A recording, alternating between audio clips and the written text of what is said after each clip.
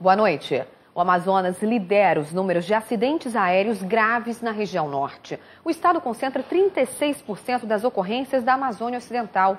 O último caso registrado foi na sexta-feira, na região do Alto Solimões, quando um helicóptero da Secretaria Especial de Saúde Indígena desapareceu com 5 pessoas a bordo, entre elas 2 índias grávidas. Denúncias apontam que a aeronave não estaria em perfeitas condições para voar. O helicóptero saiu da comunidade Pintiaquinho, na região do Vale do Javari, em Atalaia do Norte, e seguia para Tabatinga.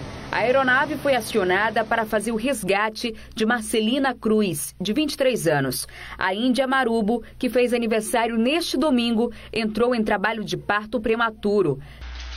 Foram buscar ela porque ela estava apresentando dores, né, e com sangramento. Segundo o enfermeiro do polo, ela falou que estava com hemorragia. E aí ela seria atendida lá em Tabatinga? Isso, como aqui na estrutura, né, no caso dela, tinha que ser lá em Tabatinga, na UPA. Na aeronave estavam também a enfermeira Luísa Fernandes Pereira, natural do Mato Grosso do Sul, e uma outra grávida, da etnia ticuna, Luciana Guedes, que faria uma consulta médica, além de Marcelânia Silva, que acompanhava as índias. O helicóptero, que era pilotado por Alexandre Souza, não chegou ao destino. 10 minutos antes da previsão de pouso, ele chegou a conversar por celular com uma amiga. Ele falou que ele já estava chegando. 10 minutos ele estaria aqui em Tabatinga, que eu vinha pegar ele. E estava tudo bem com ele até o momento que ele falou com você? Ele falou comigo muito agitado já. Alexandre morava há 1 ano e meio em Tabatinga. Neste vídeo, postado em uma rede social, ele aparece sobrevoando a Amazônia. A aeronave é um modelo como este, Esquilo AS-355N. De acordo com o site da ANAC, o helicóptero está com registro normal e com a inspeção anual de manutenção válida até agosto de 2015. Mas o presidente do Conselho Distrital de Saúde da área do Vale do Javari informou que há pouco tempo o helicóptero entrou em pane mecânica. Início do mês de maio, teve problema quando foi fazer, parece que troca de equipe, né? Na aldeia Tauaia, né? E ficou mais ou menos 2 semanas, né? Aí os mecânicos, os técnicos foram lá, fizeram alguns reparos e aí que começou a voar. Segundo Jorge Marubo, a situação já era de conhecimento do Ministério da Saúde, responsável pelo contrato com a Moreto Táxi Aéreo, dona do helicóptero. Inclusive, nós também levamos esse problema ao Ministério Público Federal de Tabatinga, né, que deveria acontecer esse problema de acidente com os pacientes indígenas, inclusive com os profissionais de saúde. E hoje um avião e um helicóptero da Força Aérea Brasileira decolaram de Tabatinga para continuar as buscas. A FAB divulgou em seu site um vídeo que mostra como funcionam as missões de busca e salvamento no Brasil. As tripulações recebem treinamentos específicos para realizar voos que seguem padrões criados para aumentar as chances de encontrar aeronaves e pessoas desaparecidas. Entre os principais padrões de buscas está o quadrado crescente, quando são realizadas rotas em torno de um ponto específico. Desse mesmo ponto, também podem ser realizados voos para várias direções diferentes, tanto se aproximando quanto se afastando da posição. Outra possibilidade é refazer a rota da aeronave desaparecida. Sobre regiões de mata fechada, como no caso do helicóptero que sumiu na última sexta-feira no Amazonas, é necessário voar baixo para enxergar até embaixo da copa das árvores. Como a característica das árvores da região dificulta a visibilidade, a missão é intensificada entre 9h30 da manhã e 3h30 da tarde, para aproveitar melhor a luminosidade. Mais de 25 militares da FAB estão engajados nas buscas, sendo 18 tripulantes. Até agora já foram somadas 38 horas de voo em uma área de 1.800 km². Até agora não foram detectados sinais do equipamento transmissor localizador de emergência do helicóptero. E no início da tarde de hoje, 2 cães farejadores e mais 8 militares do Corpo de Bombeiros também partiram para Tabatinga. Eles vão ajudar nas buscas pelo helicóptero desaparecido. Esses 2 cães da raça labrador integram a nova equipe do Corpo de Bombeiros que seguiu hoje para Tabatinga. Beni, de 7 meses, e Hope, de 2 anos. Hope significa que em inglês? Esperança. Eu acho que é isso que as pessoas que estão lá perdidas na mata estão esperando de vocês, né?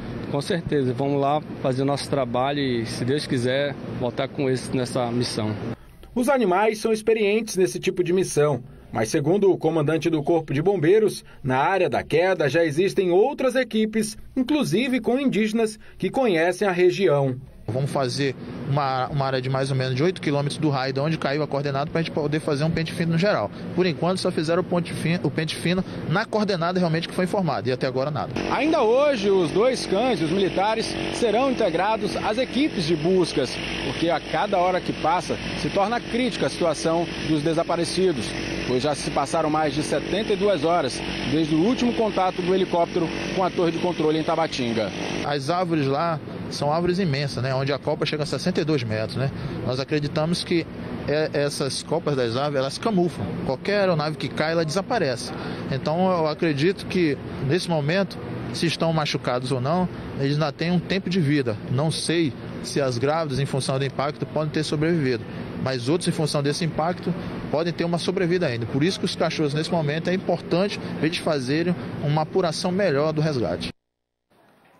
6 bandidos armados roubaram hoje de madrugada um posto de gasolina na Cidade Nova, zona norte de Manaus. Após render e agredir funcionários e clientes, a quadrilha fugiu, levando o cofre do estabelecimento com R$50 mil. O funcionário do posto conta os momentos de desespero que passou na madrugada desta segunda-feira. Eu vi a gritaria lá, quando fui saindo, o cara foi me surpreendendo, me jogando no chão, mandando deitar, começou a me bater, me deu coronhada na cabeça. O assalto aconteceu por volta de 1h30 da madrugada. 5 homens armados foram direto para o escritório do estabelecimento comercial. Lá dentro, renderam o caixa e um funcionário que tinha acabado de voltar do horário de descanso. Enquanto isso, uma mulher armada, que também fazia parte da quadrilha, ficava aqui do lado de fora, observando a movimentação e rendendo quem chegava aqui no local. O circuito interno do estabelecimento registrou toda a ação dos bandidos. Nessas imagens, eles aparecem de cara limpa e mostram o momento em que eles rendem os funcionários do posto. A quadrilha fugiu em um carro e uma motocicleta, levando o cofre com R$50 mil. E nos obrigaram a remover o cofre que estava chumbado na parede e no chão. E na manhã desta segunda-feira, as vítimas estiveram na delegacia especializada em roubos e furtos para registrar o boletim de ocorrência. Para a polícia, os assaltantes já tinham conhecimento do dinheiro e da movimentação no local. Analisando a forma com que eles agiram, já tinha alguma informação a respeito desse dinheiro, mas a equipe da DRF já está investigando e logo que tivermos mais informações, passaremos à imprensa.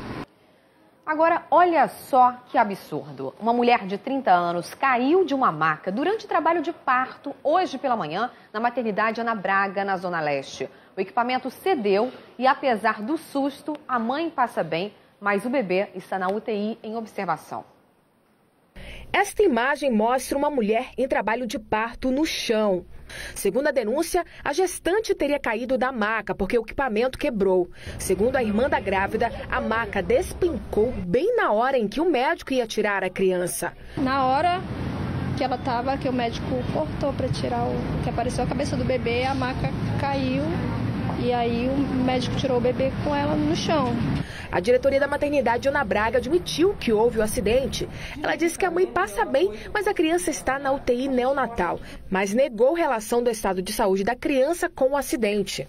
O bebê não teve nenhum tipo de problema, porque o bebê, ele ainda estava dentro da barriga da mãe, na verdade. Foi no momento que começaram, ele ainda estava dentro da barriga da mãe. E como a maca foi arriando para trás, não bateu a barriga, nada. Não teve nada que pudesse machucar o bebê ou que levasse alguma lesão para ele. E depois ele foi retirado? Ele foi retirado e ele está recebendo todos os cuidados, assim como a mãe. De acordo com a diretoria da maternidade Ana Braga, desde abril foram feitas mais de 200 manutenções preventivas e 14 14 corretivas nos equipamentos. Inclusive a maca que quebrou com a gestante passou por uma manutenção na última sexta-feira. E os peritos da empresa Dani Engenharia Hospitalar, responsáveis pelo serviço, passaram a tarde na maternidade para fazer um laudo pericial e entender o que aconteceu.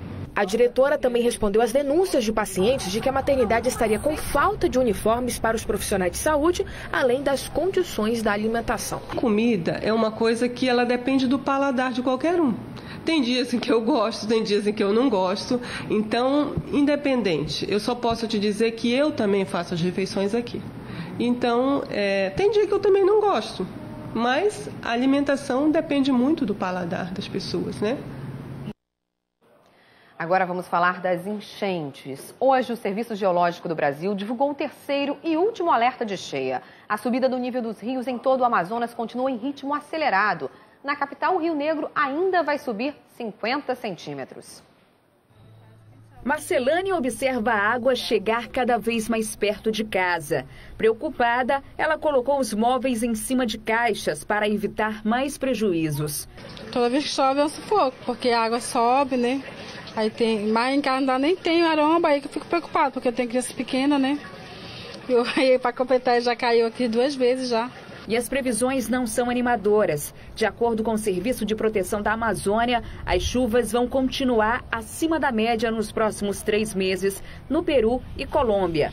Isso deve impulsionar a cheia em todo o Amazonas. A expectativa de chuvas acima da média sobre a bacia do Rio Negro pode ser um fator determinante para que o nível do rio aqui em Manaus possa alcançar valores ainda mais significativos do que tem ocorrido até esse momento. Mais de 230 mil pessoas já foram atingidas pela enchente. 8 municípios estão em situação de alerta, 1 em calamidade pública e 30 em situação de emergência. O rio ainda continua causando impacto, né? Ainda está em elevação contínua. A previsão ainda que esse mês de junho ainda continue afetando, então mais municípios entrarão em situação de emergência. Quantos você estima? Nós esperamos entrar ainda mais 12 municípios que estão na nossa lista. Na capital, 11 bairros já sofrem com a enchente. Desde o primeiro alerta que foi emitido pelo CPRM, a Defesa Civil ela já trabalha já com uma cota de R$ 29,90 na construção das passarelas.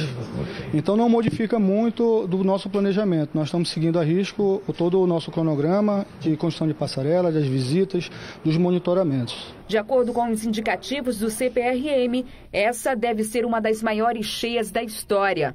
A previsão dada hoje indica que o Rio Negro possa atingir um máximo de 29,89 metros, provavelmente oscilando ao redor do valor médio previsto de 29 metros e 59 centímetros. Então já é uma cheia grande, já está entre as 10 maiores e pode ficar entre as 5 maiores cheias, a depender da evolução do Rio Negro aqui em Manaus, consequentemente, devido às chuvas que vão cair ainda na bacia do Rio Negro. As previsões assustam até quem mora há muito tempo às margens do Rio Negro. Do jeito que já tá, tô preocupada, vai subir mais isso, né?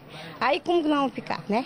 Esta era a cozinha de seu Otávio. Com a subida do rio, ele teve que tirar todos os móveis para não ter prejuízo e construiu esta ponte que dá acesso a outra parte da casa. Aqui é a pia da cozinha. A gente vê que ela foi praticamente coberta. E a previsão agora do CPRM é que o rio ainda suba mais meio metro. O seu Otávio está aqui com uma régua para a gente verificar uma trena. Ó, vamos ver aqui, 50 centímetros. Ultrapassa a pia e cobre também a ponte. Ele fica isolado. Situação preocupante. Exatamente. Aí não tem como mais, né? Aumentar. Se aumentar 20 centímetros, a cabeça vai ficar todo tempo batendo no teto. É triste, né? E começaram hoje as audiências públicas para a conclusão do Plano de Mobilidade Urbana da cidade. Com isso, a Prefeitura quer colher ações e propostas de soluções para os problemas de mobilidade na capital. A repórter Samira Benoliel acompanhou a audiência hoje à tarde e tem mais informações. Boa noite, Samira. Como é que foi a sessão de hoje? Já se tem algum posicionamento sobre esse plano?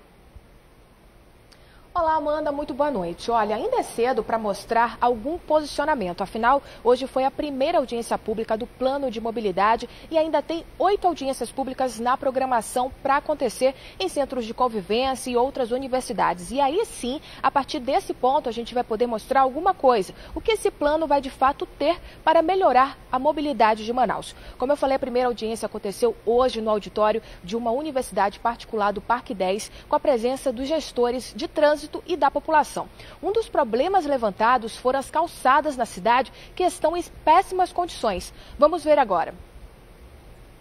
Então deve sair um programa bastante abrangente, onde a Prefeitura vai ter um papel fundamental de elaborar os projetos, de construir algumas calçadas em vias principais e onde os munícipes vão poder participar também desse programa, consertando as suas próprias calçadas. Vejam que a maioria das calçadas precisa apenas de pequenos ajustes, então são pequenas intervenções que podem ser feitas por cada morador na frente do seu lote e muito rapidamente, se todo mundo se irmanar nessa solução, a gente consegue qualificar melhor os passeios públicos e as calçadas na cidade de Manaus. Pois é, né? E também durante a audiência, o Superintendente Municipal de Transportes Urbanos falou sobre a desativação do Terminal 2 na Cachoeirinha para reforma e ampliação. A reforma deve durar em média 4 meses e prevê a substituição da cobertura. O piso também será recuperado, além da parte elétrica e hidráulica. A obra vai custar R$2 milhões. A previsão é que o terminal seja desativado a partir do dia 9 de junho. Os usuários que fazem a integração do T2 vão poder pegar as linhas do T2 no intervalo de 2 horas, mas vão precisar aí usar o cartão Passa Fácil. Quem ainda não tem, pode tirar nos postos do Sinetran.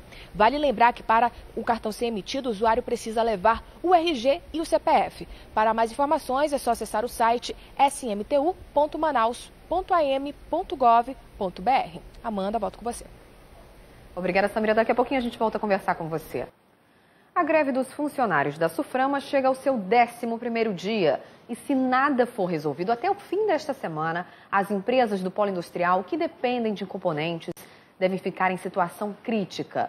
E pelo jeito a categoria está disposta a manter a paralisação por tempo indeterminado. No cartaz, o nome de quem os servidores da Suframa culpam pela greve, que entra em sua 2ª semana. A paralisação começou depois que a presidente Dilma vetou a reestruturação salarial da categoria. Enquanto eles não entram em acordo com o governo federal, 70% das atividades da autarquia foram interrompidas.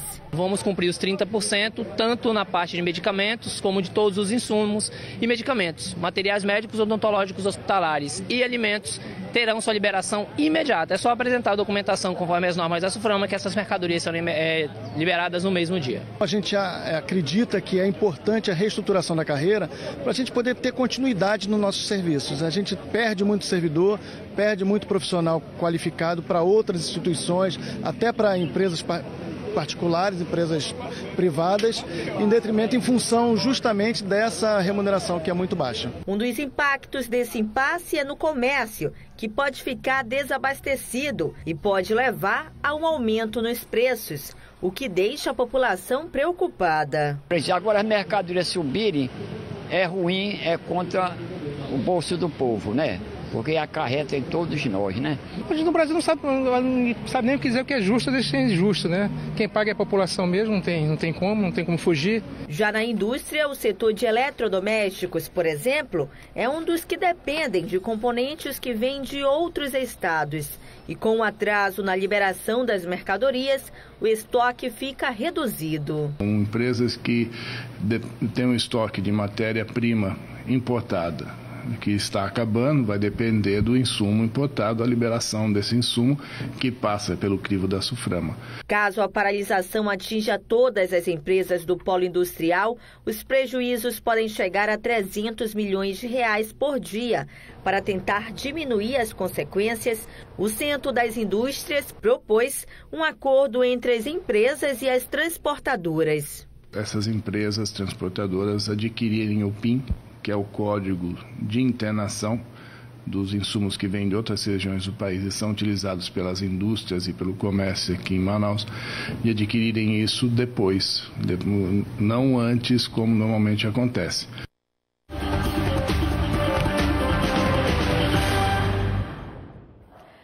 futebol, 2 jogos marcaram as semifinais do Campeonato Amazonense. No duelo de Leões, o Nacional saiu na frente e ampliou a vantagem sobre o Penharol. Quente, muito quente. O calor castigou os torcedores no município de Itacoatiara. Mesmo assim, a arquibancada penarolense ficou lotada e eufórica. Francimar levou os amigos músicos. Eles tocam juntos há 5 anos e foram dar aquela motivação. Nós esperamos que o Penharol ganhe, pelo menos de 1-0, mas tá bom. A torcida nacionalina também sofreu com o calor, mas sobrou energia para cantar e tocar.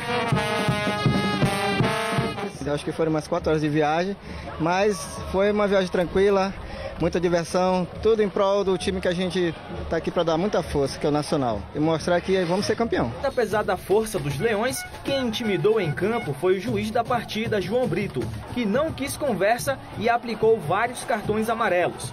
Também teve vermelho. Charles e Felipe Cristiano foram expulsos depois de uma discussão entre eles. De falta, Thompson cruzou e na confusão da área, Peru tentou abrir o placar. O Nacional encontrou 2 oportunidades de finalizar com a bola parada. E um jogador foi a peça fundamental para ajudar a abrir o placar de 2-0. E isso aconteceu com uma diferença de menos de 5 minutos entre um gol e o outro. Peter é o nome dele. De falta, o lateral esquerdo cruzou para Maurício Leal e a bola chegou até Felipe Manuel, que não desperdiçou.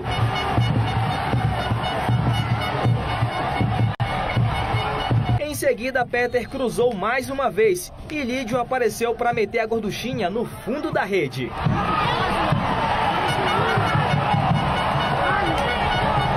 No jogo de ida, o rugido do Leão da Vila foi mais forte e o som da música ecoou mais alto. A nossa equipe tem feito bastante gols assim, de bola parada.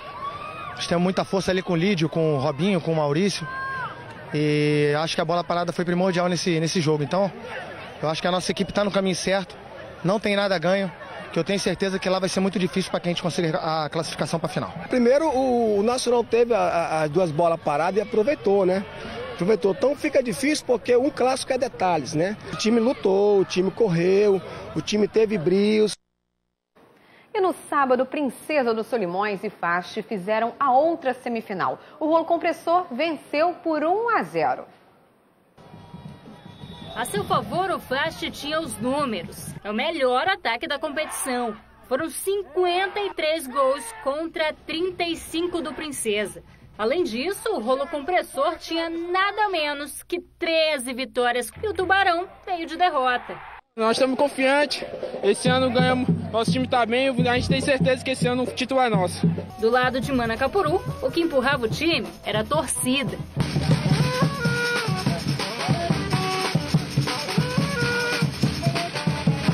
Todo mundo com fé aqui. Isso. E a torcida de Manacapuru está em peso lá. Logo na saída de jogo, o Princesa assustou com esse ataque do Edinho Canutama. O Fast até tentou revidar nessa jogada com Dinamite Charles. E esse foi o ritmo de jogo. Toma lá da cá. Lei tentou de longe. Fácil para o goleirão Labilar. No finzinho do primeiro tempo, o Romarinho resolveu aparecer. E quase abriu o placar nesse lance. Mas o gol só sairia instantes depois. O camisa 20 marcou o seu 3º gol no campeonato. 1-0 Fast. Na etapa final da partida, a chuva não acalmou os ânimos dos jogadores e o vento soprou para o lado do Tubarão. O gol saiu logo no início, mas foi anulado. Delric estava impedido, sem alterações no placar. Lacraia tentou empatar com esse chute, mas foi para fora. O destaque do segundo tempo ficou por conta do Thiago Brandão. E olha que ele nem fez gol. O mascarado, que se machucou, sujou a camisa de sangue e teve que sair para trocar. Só que não tinha camisa reserva. A camisa dele foi lavada ali mesmo, na lateral do campo. Detalhe que deixou ele fora por boa parte da segunda etapa. Mesmo assim, apesar do tempo fechado, no fim do jogo, o sol voltou a aparecer para o Rolo Compressor. Com placar de 1-0, o Fast conseguiu seu primeiro resultado favorável contra o Princesa, inédito no Campeonato Amazonense desse ano. Foi apenas uma vitória em 3 jogos, mas foi o bastante para garantir ao Rolo Compressor um pezinho na final do Barezão. É um passo importante, não tem como nós fugirmos disso. Acho que num momento decisivo como esse do campeonato, você já tinha uma vantagem e começa uma fase final com uma vitória como essa, hoje dá muita moral para a nossa equipe. O segundo jogo vai ser no próximo domingo. O FAST leva vantagem no empate. Para se classificar, o Princesa precisa ganhar por pelo menos 2 gols de diferença. Ainda que o placar de 1-0 se repita a favor do Tubarão, o rolo compressor conquista a vaga na final pela melhor campanha. Mas não tem nada terminado, tem o segundo jogo, a gente vai em busca desse resultado negativo, vamos trabalhar forte na semana para dar tudo certo. Com os resultados, Nacional e FAST Clube ampliaram a vantagem para o jogo de volta. A partida entre Nacional e Penharol acontece no sábado, às 3 da tarde, na Colina. FAST e Princesa jogam no domingo, às 3 da tarde, também na Colina. E na contramão da festa das finais, os clubes fazem de tudo para receber a verba do governo do estado. Quebrados, os dirigentes correm contra o tempo para ter o dinheiro e quitar salários. E o problema não é só no profissional, não. O Amazonense de Juniores, que começou esse fim de semana, pode ser paralisado a qualquer momento. Em reunião fechada nesta segunda pela manhã, os representantes dos times que fazem parte da Associação de Clubes Profissionais do Estado conversaram sobre o atraso no repasse da verba prometida pelo governo. O total é de R$2,5 milhões e já está disponível na Secretaria de Esportes do Estado. Na opinião do presidente da associação, Cláudio Nobre, está havendo má vontade. Nós estamos aí numa via crucis agora, tentando realmente conversar com o governador que nos recebeu gentilmente e imediatamente prometeu, no meio do problema financeiro que o Estado está passando juntamente com o país, que todo mundo está acompanhando, disponibilizou a verba de R$2,5 milhões. Infelizmente, as pessoas que ele fala realmente o português claro para disponibilizar, para viabilizar isso, não conseguiram viabilizar, infelizmente, até aqui. E isso aí está causando um constrangimento, um problema imenso para o nosso campeonato, para o nosso futebol, para os dirigentes, para os atletas, que estão sofrendo uma coisa que é quase um estado de calamidade. Na tarde desta segunda, o dirigente protocolou 2 ofícios na sede do governo. O primeiro pedindo uma reunião com o governador para tratar do repasse. E mais um falando sobre o campeonato de juniores, que começou esse fim de semana e já corre o risco de ser paralisado. O juniores começou tudo bonitinho no sábado, mas na quarta-feira fomos avisados, fomos surpreendidos com taxas do Carlos Amit da Colina. Não dá para se admitir fazer estádios para ajudar o futebol e hoje está sendo para atrapalhar o futebol. Então, já que a gente não consegue ter um consenso com os administradores, vamos tentar junto ao administrador maior, que é o governador. A associação marcou uma coletiva para esta terça-feira, às 11 da manhã, para falar sobre as providências que devem ser tomadas com relação aos 2 problemas, no profissional e nos juniores. A CEGEL, responsável por disponibilizar a verba, disse que fez o possível para ajudar o clube, mas que agora esgotou as possibilidades. O Tribunal Regional Eleitoral suspendeu o agendamento para o cadastramento biométrico no site da instituição. Isso porque todos os horários já estão preenchidos até o final de julho. Sobre o assunto, vamos voltar a falar agora com a repórter Samira Benoliel. Samira, qual é a previsão da abertura de novas vagas e como é que essa suspensão pode prejudicar o cadastramento dos eleitores? A partir da 3ª semana de junho, as vagas serão abertas para os novos postos de atendimento espalhados na capital. E todo esse problema com o cadastramento já foi previsto pelo Tribunal Regional Eleitoral, então os eleitores podem ficar despreocupados porque não vai prejudicar. A gente vai conversar agora com o Messias Andrade, que é o secretário de Tecnologia do TRE. Não vai prejudicar por quê, secretário? Bem, a Desembargadora Socorro Guedes, junto com a sua equipe técnica, já fez um planejamento prevendo, inclusive, que nós iríamos ter algum problema nesse mosaico que nós estamos montando, né? Kit biométrico, pessoas, mesas, conectividade. E, infelizmente, o convênio com o governo do estado ele está com alguns problemas de ordem técnica mesmo, mas que deve ser resolvido no decorrer dessa semana. Então, nós acreditamos que até janeiro de 2016 nós já tenhamos contemplado toda a capital. Agora, quem quiser fazer o cadastro biométrico vai contar aí com esses postos espalhados pela cidade. Que postos são esses? Bem, nós vamos ter postos espalhados pelo Clube do Trabalhador, SESI, Arena da Amazônia, Balneário do Sesc, PAC Via Norte, PAC Cidade Leste. Vamos ter também no Mutirão, no Centro de Convivência da Família na Cidade Nova. Fora isso, ainda tem o atendimento itinerante, que é uma situação que já está ocorrendo hoje na Motorhonda. E todo esse atendimento que nós prevemos, ele vai nos dar uma tranquilidade para que nós possamos consumar esse atendimento na capital até janeiro de 2016. Alguns usuários que tentaram fazer o cadastramento, além de perceber que as vagas já foram preenchidas, eles viram que o site também está com problema. Isso é normal? Não é que o site esteja com problema, é porque a nossa capacidade de atendimento até o final de julho já está totalmente consumada. Então nós temos um pouco de receio de abrir com 2 meses de antecedência, por exemplo, agosto, por conta da ausência dos eleitores. Agora, na última semana de maio, por exemplo, nós tivemos quase 50% de eleitores que agendaram e faltaram. Então isso é que nós queremos evitar. Eleitor, se você fizer o seu agendamento, por favor, compareça, porque a meta da Justiça Eleitoral Amazonense depende de vocês. Nesses postos, qual vai ser a capacidade de atendimento? No total, 10 mil ao dia, o que vai nos garantir, com folga, nós concluirmos a biometria na capital até janeiro de 2016. Quantos eleitores já foram cadastrados? Até hoje, com recurso zero, custo zero, nós fizemos 115 mil eleitores, o que nos possibilitou a feliz posição de 2º lugar no ranking nacional. Entendi. E a meta com folga vai ser de quanto? Olha, nós pretendemos cadastrar 1.245.000. Nós já temos 115 mil cadastrados, nós devemos ter uma equalização de mais ou menos 100 mil eleitores, que são aqueles que são fantasmas, que já sumiram, morreram e tal. Então a gente realmente deve fazer a média de 10 mil por dia, o que vai consumar mais ou menos 1.115.000 eleitores até janeiro de 2016. Ok, muito obrigada, secretário. Tá aí, Amanda, o argumento aí do Tribunal Regional Eleitoral sobre o cadastramento biométrico. Tá tudo certo, esse problema já foi previsto, é ficar despreocupado e esperar aí aos postos serem liberados para fazer esse cadastramento. Volto com você. Muito obrigada, Samira, pelas informações. Uma boa noite para você. E nesse fim de semana, um festival de pipas reuniu dezenas de pessoas no bairro Cachoeirinha, Zona Sul. Além de colorir o céu e contagiar pessoas de todas as idades, o evento ainda contribuiu para arrecadar cerca de 500 quilos de alimentos não perecíveis que serão doados a instituições beneficentes de Manaus. O olhar atento desse menino revela a preocupação em não perder a pipa de vista. Com movimentos rápidos, ele manobra o objeto no ar, mas não teve jeito. Eu quedei, aí se a pessoa largar muito queda. Agora eu vou ter que usar aquela minha ali, aquela minha outra. Soltar pipa ou papagaio ainda é o hobby de muita gente e não é exclusividade só de crianças, não. Este empresário, por exemplo, não tira os olhos do céu e o acessório de segurança nos dedos confirma.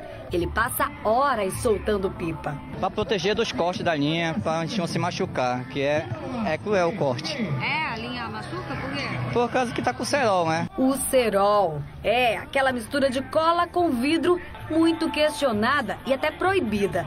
Mas isso em casos onde não tem segurança necessária.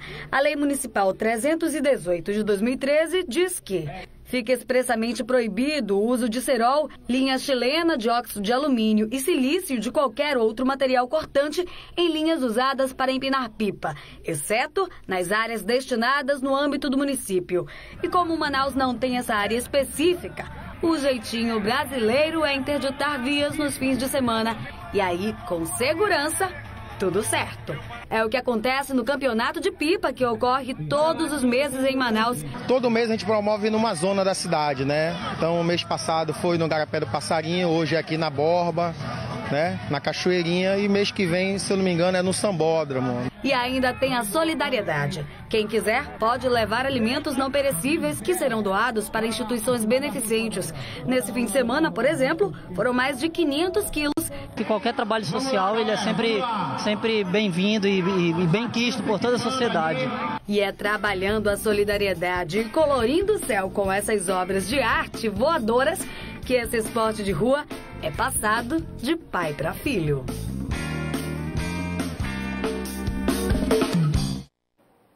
E a gente fica por aqui. Uma ótima noite para você e até amanhã.